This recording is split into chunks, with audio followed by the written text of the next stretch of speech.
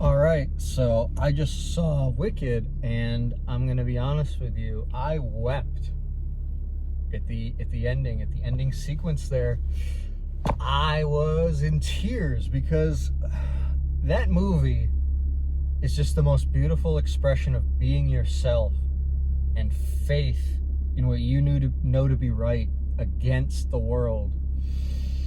I mean, that was Kierkegaardian levels of just sticking to what you know to be the case, even at the cost of losing everything. You sacrifice the world to gain your soul. That's what that movie was. It was about fully embracing being an outsider, fully embracing the scapegoat function, and we'll talk about that a little bit later. But that ending sequence is just so incredibly beautiful, and I'm just going to be singing, at least I'll try defying gravity. At least I'll try to sing it beautifully, and I will fail. That was just life affirming. I need more of that. Everyone needs more of that. Everyone needs more of the Wicked movie in their life. That was a hymn to what it is to refuse to surrender your soul to the demands of the world. And it's an extremely profound film about faith and about taking that leap of faith against the world for what you know to be right. And I mean, maybe spoilers a little bit here, where it's like, the witches are in the woods with the animals. That's where the witches are. There's something very German, Goethean about that. It's the Walpurgis knot, It's the night of Saint Walpurgia, the night feast. All the fairies and the beasts are out there in the shadows, and you see that in the dance scene where they go out to that party place out in the woods, and there's like a giraffe in the band, and there's all these crazy looking animals just going wild. There's a certain way that animality reflects that which is exterior to the civilization, exterior to what is acceptable. And so the witches and the warlocks and the outsiders and the scapegoats end up dwelling with those beasts. And here's the interesting thing, is that that's where Christ was, in the manger. Why is Christ born in a manger? He's born amongst filthy beasts. He's out there in the wilderness with wild animals. He's in the hay. Well, it's not quite the wilderness. It's a manger. So it's like the wilderness made domestic, but only a little bit. You're still well outside of the town. You're still well outside of the village. The wild animals can still roam free. And so Elphaba, or Elphabel, I just watched the whole movie, and I feel like her name is both of those things, Elphaba and Elphabel. I don't exactly know which one her name was precisely, but I think both are magnificent names, beautiful names. She's out there in the wilderness with the animals, and there's a lot of esoteric symbolism in that film. There's a lot of extremely profound meaning to that film and to the Wizard of Oz. I mean, obviously the yellow brick road, it's like the alchemical path, the path toward alchemical gold, but it's not what you think it is. It's about rejecting the man at the end of the path. Because they say Oz bless you, and in the name of Oz, Oz is a stand-in for God in their world, but Oz is just a man. So they've substituted a man for God. They've substituted this hermetic ideal of the enlightened man instead of God. And what you get when you worship a man instead of a God is he needs to access the outside. He needs to access the witches in order to figure anything out. He doesn't have anything of his own. He actually has no power. So he needs to go outside of the law, outside of the constraints of his society, his civilization, his tower, in order to go into where the filthy wild animals are and take them in and make them his power, because he has nothing, and he's actually an occultist who needs to go to where the occult things are to have anything.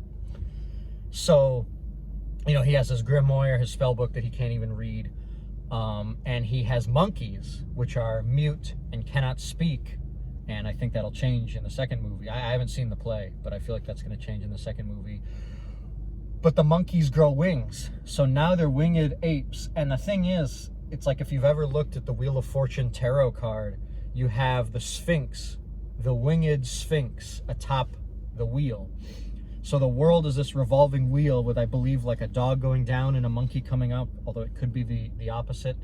And so it's like the dog goes down into evolution, and then the ape comes up, and they revolve along the wheel, and atop it is this ideal of intelligent, esoteric animality. the Egyptian Sphinx.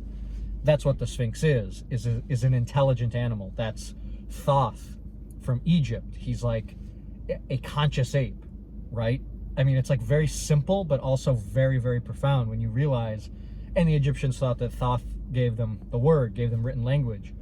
And so none of these apes and animals are able to access the word. They're just sort of trapped in their base animality because they don't have access to God, who is the true word. They just have access to a man pretending to be God.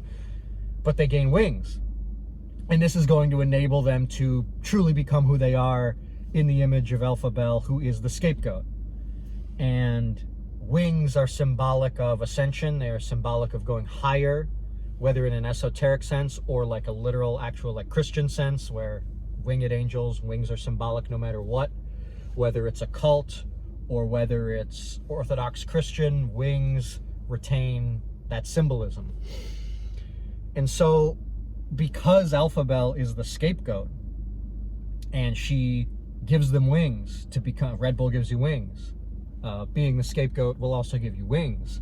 They're able to ascend. And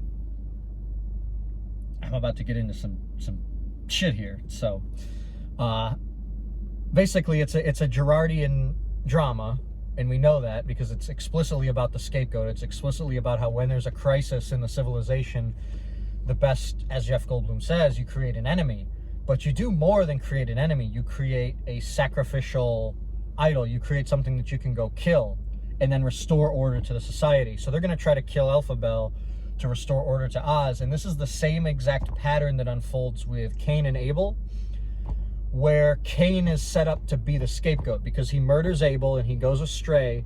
And so Seth and everyone living is going to want to kill Cain and take vengeance on him for the blood of Abel. But God puts a stop to that by putting a sevenfold of vengeance. Like, you will be avenged sevenfold, anyone who touches Cain. So you're not allowed to go after Cain and kill him, even though he killed an innocent person. Even though, do you see the symbolism lining up? He killed the innocent lamb, Abel, right? The innocent, I believe Abel's a shepherd. He kills the innocent shepherd, Christ. Cain kills Christ, and he's forgiven by God in Genesis for killing Christ. That's what happens in the story of Cain and Abel. Cain is forgiven for killing Christ because God knows that everyone is going to go try to avenge the blood of Abel, and so he says, no, anyone who touches Cain will have vengeance visited sevenfold upon them. And so this is designed to protect him. This protects Cain from being killed. And this is the same system that you see with casting the first stone. May he who is without sin cast the first stone. Nobody's without sin? Great. Nobody can cast that stone. Nobody can go after Cain. Nobody can go after the Romans who killed Christ. Nobody is allowed to do that. Forgiveness. Forgiveness breaks the cycle of the scapegoat. And that is the truth. The things hidden at the foundation of the world, of Christianity. That's what that is. And you see it play out in all the mythologies. And I think Wicked is a modern mythology. I mean, it's going to be remembered. I mean, it's just, there's no two ways about it.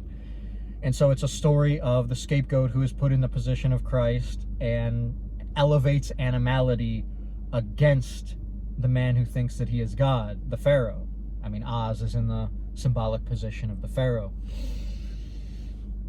And so, I mean,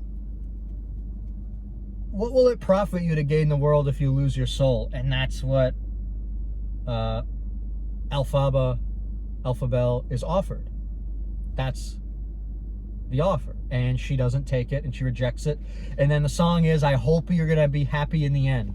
And we know she's not happy in the end. We know she gets killed by water.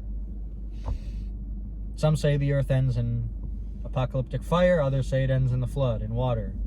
She dies by water. So we know that she doesn't end up justified by the laws of the world in the end.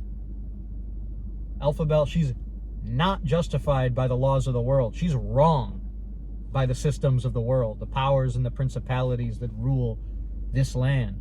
But she is justified, I would say, in the blood of Christ, in the image of Christ, by rejecting the false idol that a man can be a god and that the world has the ultimate say, and that in the tarot, the Wheel of Fortune, this wheel circling with the animals going up and down, up and down. Look at that arcana, and then on top of it, you have the Sphinx. You have my Apple ID popping up again because I haven't updated it in 500 years. You have the winged Sphinx atop the wheel. You have ascendant humanity, and you can only achieve that by rejecting the world to gain your soul. And that's what she does in that film, and that's what that film is about. And that film is